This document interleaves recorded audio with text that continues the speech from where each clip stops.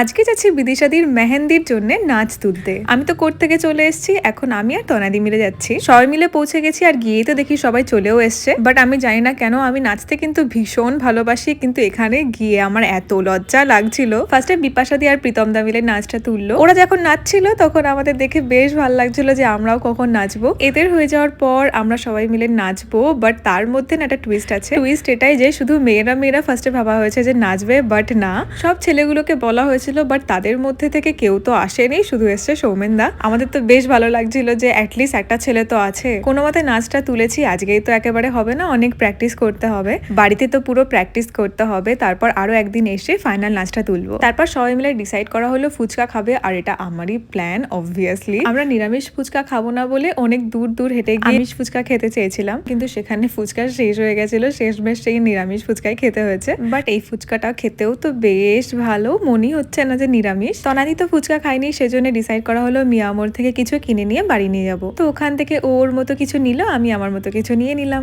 এই দেখো, এই চকলেট পেস্ট্রিটা এনেছি 3 জনের জন্য। তো আমি যেতে না যেতেই তো খেয়ে নিয়েছি একটা। So that's it. এভাবেই কাটলো আজকের আমার দিনটা। বাই।